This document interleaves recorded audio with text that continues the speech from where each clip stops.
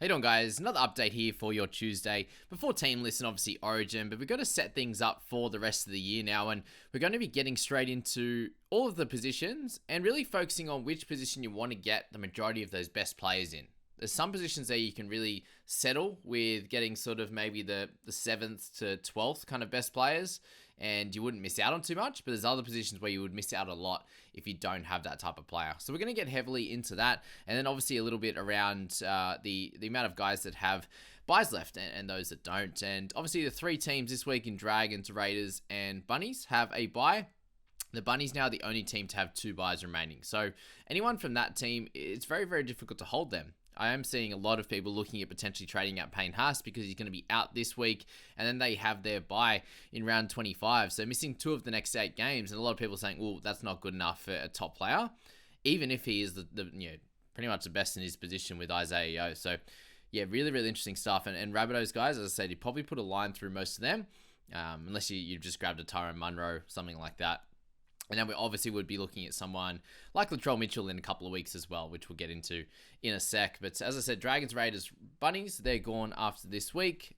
Bunnies keeping 1 more remaining. So everyone in that top half, all the way down to Knights, will have no buys remaining from there. And you see at the moment, players from the Seagulls, Panthers, Roosters, Titans, Sharks, Tigers there, and then also Storm and Knights. So if there's guys that haven't been watching content the last few weeks because you've had no trades, this is where we're at now, and this is where we are with the buy planner. So, yeah, a few people come into contention this week in the centres. You're looking at someone like Isaac Tongo. You're looking at Ruben Garrick in the wing fullback position. He comes into contention now. Obviously, all the Roosters players, guys like Tedesco, following, hopefully he gets through Origin unscathed. He's going to be available now from for the rest of the year, which is going to be really cool. And he's obviously going to be wanting to play every game possible to try and get Roosters into a top 8 position. We had the Sharkies, obviously, and Tigers a few weeks ago. Storm and Knights now are available for the rest of the year as well. So guys like Harry Grant are going to be really crucial for the back end. So when we do look at the top averages from each of the positions, we will have to take into consideration that a few of these players here from the Dolphins, the Warriors, Dogs, the Eels there, Cowboys, Broncos, and Rabbitohs all have 1 more buy remaining. So someone that may average a little bit less. Just say you had someone that has a buy, they average 55, and then you've got someone in your team that averages 50 and doesn't have a buy left for the rest of the year. They're going to score just as many, or a little bit more actually, in the 8 rounds. 5 points per round. For 8 is going to get you 40 extra points. Take away 1 week of action, and if you don't have a really good backup, you aren't really going to be making much on that player. So using that extra trade, just say you had someone that comes in and scores 30 in that week, right? You're only making back that 25 points, or 20 points, I should say there. And therefore, it's only a little bit of an increase, 20 points or so, instead of using that trade. So keeping that 50 player that's, you're not super happy with, he's a little bit up, he's a little bit down, one of those types of guys. Could be a Panasini in the centers there. He's not one of the top guys, but at least all the way until through to round 27, he doesn't have a buy anymore. So he could be one you just go, oh, I just keep him.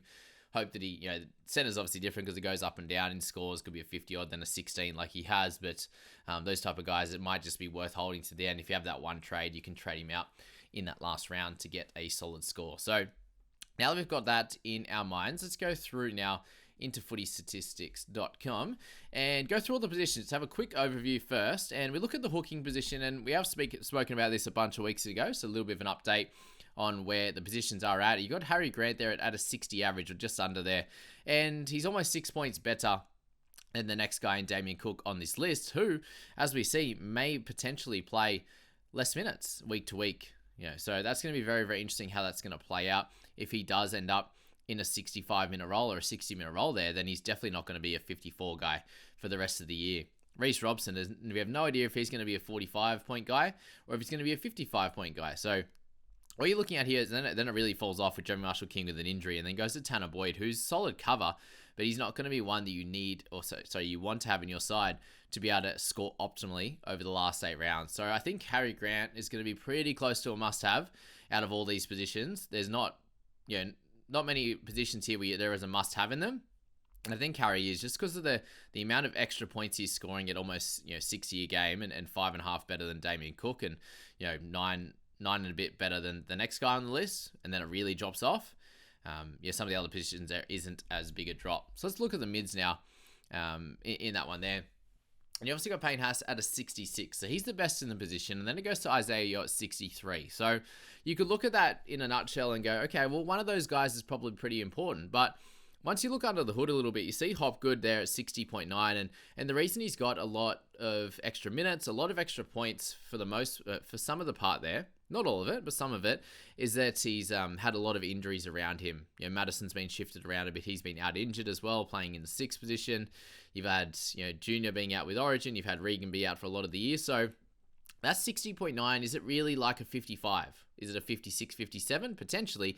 He obviously has games where he can just put on a show with his scoring ability, setting up tries or scoring tries himself. So I still think when you're looking at Hopgood there, he's one of those guys that I do really think you could hold him for the majority of the year. Yes, he has a buy in round 27, but again, you'd hopefully have maybe one trade to be able to move on one of those Eels guys. And by that point, if you are using multiple trades each and every week, you shouldn't be sitting there with any red dots as non-players, you'd say. So by that point, you'd still have a pretty solid 17 and then maybe one trade at the end. So for people that are jumping the gun on Hopgood, I think he's played himself into that bigger role. At the start of the year, you could probably say it was a little bit premature that he was in such a big minute role and he was absolutely dominating so much. And that's going to be really taxing on him. But you look now and he's very much close to that Origin side. And you have to class him as one of their better players. And why wouldn't you play one of your better players who has the ability to play big minutes, 60 to 65? He plays 65 on the weekend. There's no reason why, if he does lose another 5 minutes there, he's going to score a 50 odd. And then he'll have a game where he gets 60 odd with a try or something like that. So yeah, still feel like he's one of the top guys in there as well. And what I'm trying to get at here really is there's not a great difference between an Isaiah Yeo and a Hopgood. Not a great difference between Isaiah Yeo and Jack de Belin or Corey Horsburgh. You got Corey Horsburgh there at 56, and himself and also Jack are averaging way more than where they're averaging way more right now than what their current total season average is. Since their roles have changed, they're both averaging well over 60, and they're two guys, if you have there, they go right up close to where, especially where Isaiah Yeo is averaging. So I'd personally have them on the same level. So if you have the two of them, you only need one more gun to be able to get you there. You look at someone like Joe Tarpany, and this is the time of the year last year through the middle and obviously in the back end where he came in and he averaged well over 60 as well and was one of the top guns. You've got Tino in there averaging 57, and he could do that job as well. So I personally feel like the mid position is not one that you need to go all out on. You've got guys like Mo Fotuaika in there averaging 51, and he's really pushed himself into a bracket closer to that 55. You've got Cam Murray there at 54 that could get up towards that 60 very easily. He was a 60 plus guy last year, and Ryan Madison can do the same. So Pat Carrigan's in at 56, and you'd imagine he's going to be fairly similar along with Adam Fanua-Blake there. So this mid position is very, very different to the hooking stocks. And I think you need to act accordingly. People are trading out Haas. I'm not sure if that's the best idea, but I do understand it. And if you are moving him on, are you going to another mid that's going to average, maybe a tiny bit below in that high to mid 50s? Or are you going to another position? Or are you using Payne Haas's cash to get a Nathan Cleary? Are you going to a DCE or a Munster or something like that, which we'll speak about in a sec? But this mid section overall is not one that you are going to miss out too much on. You look at the halves potentially, but definitely centers and the wing fullbacks. When we're looking at this last 8 rounds, it's going to be based more on runs and how the type of teams they're coming up against, and is that player in form or not. So that's something that we'll definitely go through in a sec. Whereas the middle guys is a little bit around form and if they're carrying an injury or something like that. But for the most part, they should be able to score fairly consistently. And if you're buying a guy for a fair bit cheaper, 100 and 150k cheaper, and they're scoring 5 or so points less, how much are you actually missing out on? It's not much, is it? Right. So this midsection, I think you can have a collection of all of the top sort of 12 guys, and any one of them can score at the top during this last 8 rounds. So Payne Haas and what you're going to get from him. The consistency you're going to get from Yeo and de Belin and also Horsburgh. And then guys like Tarpany, Murray, Tino have the ability to go to that next level, but we haven't seen it completely all year. And Tino is sort of relying on tries and stuff like that. So that's the big one there. And then obviously a couple of them have a bye coming up. You look at Adam Fanua-Blake, he has a bye soon. You have Carrigan and Haas having a bye in 25. Horsburgh will be done after this week. Same with Tarpany, which is really, really cool. Murray has one later in the week, later in the year as well. Same with Ryan Madison. So that's something to think about with those mids. And if you can get someone like a Mo Fotuaika, who, yes, isn't averaging as well, but he doesn't have a buy like Tohu Harris. Tohu is averaging 53.7. I think he'll stick somewhere similar to that, but he has a buy coming up where someone like Mo, he's going to outscore Tohu there just because he plays more games. And that replacement that you get in that week for Tohu isn't going to help you as much. So, yeah, it's a very interesting position. I think you can get away, as I said, with not having the top cream of the crop there. Let's go to edge now, and you look at, obviously, Hopgood's in there as well, and that's where his importance is in that dual position, in my opinion. Dave Fifita is clearly the next best guy. So most of us have Hopgood already. You look at the edge position now, and Jacob Arlick ends up there with the 60, just like Toby Sexton did in the halves with his massive score there. But Fifita is clearly the best guy. So he's 9 points ahead of Britton Nikora at 55.4. So that in itself just shows that how important Dave Fifita is going to be. He has dropped a little bit in cash, which is very, very helpful also. And he does have that really low game after Origin when he had the delayed concussion symptoms. So without that 17, he's likely to be more of a 67 type of guy. And then he's clearly more than 10 points better than the next guy on this list. And that's why he is super important as a player for you to be selecting in your squad going forward. There's no more buys remaining, so just seeing how he gets through Origin is going to be, the most important factor to deciding if you want him in your side now or in a couple of weeks. And I'd have him as a way more of an important pickup than someone like Isaiah Yeo. Just, they are averaging 1 point difference. Fifita's got him by 1 point, but the edge position is going to be much harder to fill with guys that are going to average 55 to 60. You can see there, a couple of these guys, Nikora, Butcher, Isaiah Papali'i, they're playing the best that they can right now. Jacob Preston with 51. These types of guys there, Hudson Young, Hamole, they're all 50-point type of guys, and they're working really hard to get that, and they're very inconsistent on that front. Whereas you look at some of those mids, and you're like, it's a clear 60 every week. It's a clear 55, and you don't have to worry about. So I think Fifita's the clear on topper. Bateman can be a 55-plus type of guy. So can Isaiah Papali'i, but that's, some days they get a rest, and sometimes they don't score super well. So there's definitely something to think about in that edge position to looking to get Fifita as soon as you can. We obviously got the best scorer in the game in Nicho Hynes. So 77 is his average right now. Cleary's would be a lot higher as well, and much closer to that 77 if he didn't have that, 17 or whatever, 15, whatever it was, when he got his try assist and hurt his hamstring. So, and he's also had games this year where he hasn't been kicking goals. So that's something to think about as well with with Nathan. And yeah, you look at it across all the positions. So obviously 66 is the highest with Payne Haas, 64 with Fifita. So you look at this and go, okay, how important is it to have Hynes and Cleary for the run home?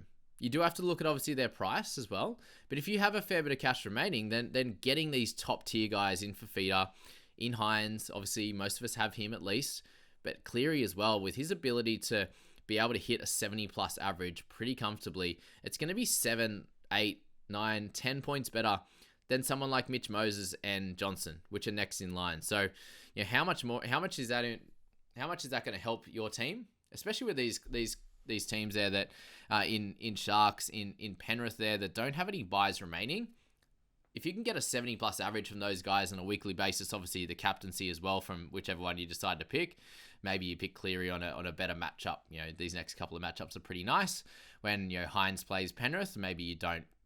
We're gonna have to select one of them, aren't you? But so he's gonna have some harder matchups in and around that, and maybe you can chop and change between the two there. But if you're getting a 10 better average than the next guy, then that's obviously 80 extra points plus the captaincy over the next bunch of weeks, and that could be really important. But it is also very hard to get those couple of players in your team. So that's where going that little bit cheaper can be really important. So personally in my team, I have Hynes, Moses, and Johnson. So I have 3 of the top 4, which means that Cleary, it does seem like a little bit of a luxury to me when, maybe someone like David Fifita and personally Harry Grant are going to be more important to get that better player in that spot and lock that up rather than missing out on sort of 10 points in that position when I can get Grant at a cheaper price. Whereas I'd have to pay all the way up to get to Cleary to get that 10 extra points.